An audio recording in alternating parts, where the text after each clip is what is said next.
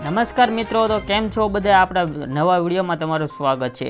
તો આજે ફરી એકવાર આપણે હવામાનનો વિડીયો લઈને આવી ચૂક્યા છીએ। તો આજે આપણે જોવાના છીએ કયા કયા વિસ્તારોમાં કયા એલર્ટ આપેલા છે, કયા વિસ્તારમાં કેટલો ઇંચ વરસાદ પડેલો છે, કયા તાલુકામાં આગામી દિવસોમાં આગાહી આપેલી છે। સંપૂર્ણ માહિતી આજના વિડીયોમાં આપણે જોવાના છીએ। તો વિડીયોમાં એન્ડ સુધી બન્યા રહેજો। ચેનલ ઉપર નવા હોય તો ચેનલને સબસ્ક્રાઇબ કરી બાજુમાં બેલ બટન દબાવી દેજો અને આજનો વિડીયો સારો લાગે તો લાઇક કરી દેજો। ચાલો મિત્રો, આપણે જલ્દીથી આજનો વિડીયો સ્ટાર્ટ કરી દઈએ।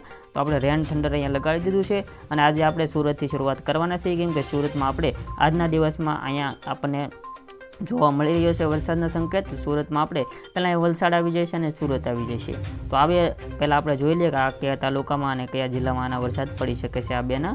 તો આપણે જે ઝોન લાગે છે તે આપણે લઈ લીધું છે। તો અહીંયા મિત્રો આવે છે બીલીમોરા, નવસારી, વ્યારા, સુરત, બારડોલી, વંસાડા, અહવા, નાવાપુર, તો એટલા વિસ્તારોમાં અહીંયા આપણું રેડાર છે તે અહીંયા દેખાડી રહ્યું છે। તો આગળ વધીએ તો બીજા કયામાં છે ને આગળ મિત્રો આપણે હવામાનની આગાહી પણ જોવાના છીએ, શું હવામાન કહે છે। પહેલાં જે આપણે અહીંયા જોઈ છીએ કે કયા વિસ્તારમાં વરસાદ પડવાની શક્યતા છે તે આપણે અહીંયા લઈ લઈએ। તો અહીંયા મિત્રો આપણે આ સાઈડ આપણે દરિયા કિનારે આવી જઈએ, કેમ કે 5 દિવસ આગામી માછીમારોને દરિયો ખેડવાની ના પાડવામાં હવામાન દ્વારામાં આવેલી છે। તેમાં દરિયાવાળા વિસ્તારમાં આપણે કયો દરિયો લાગે છે તો અહીં મહુવા આવી જાય છે, ઉના આવી જાય છે, વેરાવળ આવી જાય છે, પોરબંદર આવી જાય છે। તે બધો મિત્રો દરિયા કિનારો છે જ્યાં માછીમારોને દરિયો ખેડવાની ના પાડેલી છે। અહીંયા ઉપર આપણે જોઈ લઈએ તો ઉપરમાં આપણે દ્વારકા આવી જાય છે, સાયલા આવી જાય છે, જામનગર આવી જાય છે, મોરબી થોડોક આવી જાય છે। તો આ બધામાં દરિયો ખેડવા ના પાડ્યો એટલે આ બધામાં જોરદાર આપણે હવામાનને એટલે અહીંયા વરસાદ પડવાની સંભાવના રહે છે। તે ઉપરાંત અહીંયા મિત્રો દ્વારકા, જામનગર, જૂનાગઢ અને અહીંયા નાયલા આ વિસ્તારોમાં પણ વરસાદ જોરદાર પડી શકે છે। તો હવે આપણે નજર નાખી લઈએ કે હવામાનવાળા શું કહે છે અને આગામી 3 દિવસની પણ આપણે આગાહી જોવાના છીએ। તો 2 દિવસથી રાજ્યમાં છૂટાછવાયો વરસાદ રહેશે। 2 દિવસ બાદ રાજ્યમાં ભારે વરસાદની આગાહી અહીંયા મિત્રો કરવામાં આવેલી છે। તો અમદાવાદ હવામાન વિભાગે રાજ્યમાં વરસાદને લઈને આગાહી કરી છે। આગામી 6 દિવસ રાજ્યમાં છૂટાછવાયા વરસાદ પડવાની શક્યતા છે, સાથે 2 દિવસ બાદ રાજ્યમાં ભારે વરસાદની આગાહી કરાઈ છે। આજે રાજ્યમાં સામાથી મધ્ય વરસાદની આગાહી કરાઈ છે। તો માછીમારોને આગામી 5 દિવસ દરિયો ખેડવામાં સૂચના અપાઈ છે। મિત્રો આગામી જાણીએ કે આપણે કાલના દિવસે કયા વિસ્તારમાં વરસાદ પડી શકે છે અને આજનું તો આપણે આગળ જોવાના જ છીએ।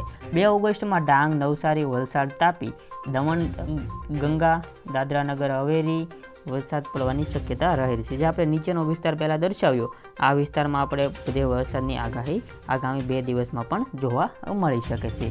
તો આજે જોઈ લઈએ આપણે કે હવે આગાહી શું કહે છે। તો આગામી 6 દિવસ સાર્વત્રિક વરસાદ રહેવાનું અનુમાન છે। 2 દિવસ રાજ્યમાં છૂટોછવાયો વરસાદ પડશે અને 2 દિવસ ભારે વરસાદ પણ પડી શકે છે। સામાન્યથી મધ્ય ગાજવીજ સાથે અમદાવાદ અને ગાંધીનગરમાં વરસાદ 2 ઓગસ્ટથી સાયક્લોનિક સર્ક્યુલેશન સક્રિય થતાં હવે વરસાદ રહેશે।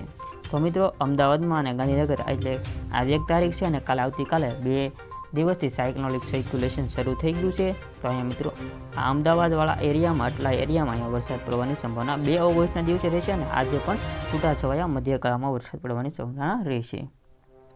જ્યારે તે ઉપરાંત સુરત, ભરૂચ, નવસારી, વલસાડમાં ઓરેન્જ એલર્ટ સાથે અતિ વરસાદની આગાહી છે, તેમજ બનાસકાંઠા, પાટણ, મોડાસા, મહેસાણા, સાબરકાંઠા અતિ ભારે વરસાદની આગાહી અને અમદાવાદ, ગાંધીનગર, આણંદ, વડોદરા, નર્મદા, તાપી, ડાંગ, છોટાઉદેપુર, પંચમહાલ, દાહોદ, મહીસાગર, અરવલ્લી ભારે વરસાદ સાથે યલો એલર્ટ જાહેર કરેલું છે। તો અહીંયા મહીસાગર, આણંદ, ગાંધીનગર, અમદાવાદવાળા એરિયામાં જે મિત્રો ભારે યલો એલર્ટ જાહેર કરેલું છે।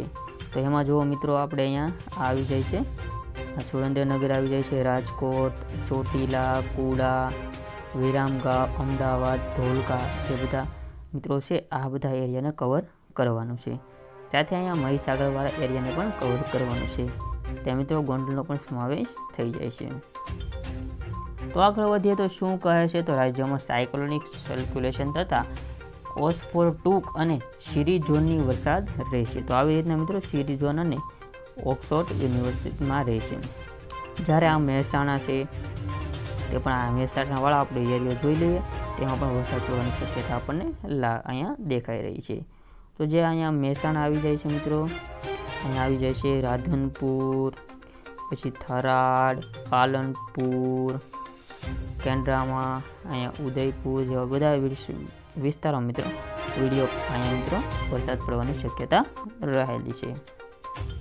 તો આગળ ગાંધીનગરનું આપણે જણાવ્યું તે પ્રમાણે આ બધો વરસાદ પડવાની શક્યતા રહેલી છે. હવે આપણે જોઈ લઈએ કે નેક્સ્ટ 3 દિવસનું રેડાર સેટ કરીને કે 3 દિવસ આગામી કયા દિવસમાં અહીંયા વરસાદ પડવાની સંભાવના રહેલી છે.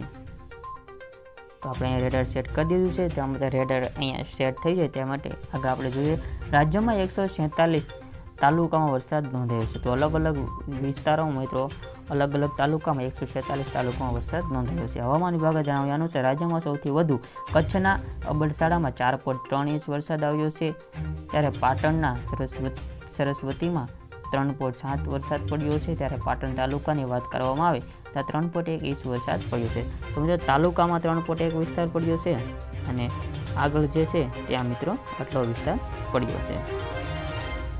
તો આગળ વાત કરીએ તો વરસાદની પાટણ સાતલપુરમાં 2.5 ઇંચ વરસાદ પડ્યો છે. કચ્છના માંડવીમાં 2.4 ઇંચ વરસાદ પડ્યો છે. જેવી રીતે અલગ અલગ રાજ્યોમાં વરસાદ તાલુકા જિલ્લાઓમાં પડેલો જોવા મળી રહ્યો છે.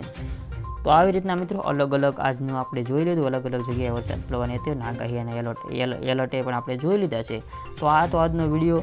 તો અહીંયા વિડીયો હવે આજનું અહીંયા રાખીએ છીએ. બીજા વિડીયો કાલે આપણે અપલોડ થઈ જાય છે. તો કાલે ચેનલ ઉપર આપણે વિઝિટ કરી લેજો. આજનો વિડીયો ગમ્યો હોય તો વિડીયોને લાઇક કરી દેજો. ચેનલ ઉપર ન હોય તો સબસ્ક્રાઈબ કરી બાજુમાં બેલ બટન દબાવી દેજો અને કેવો લાગે તો કોમેન્ટમાં મિત્રો જરૂર જણાવજો. તો આજનો વિડીયો હવે અહીંયા પૂરો કરી. જય હિન્દ, વંદે માતરમ.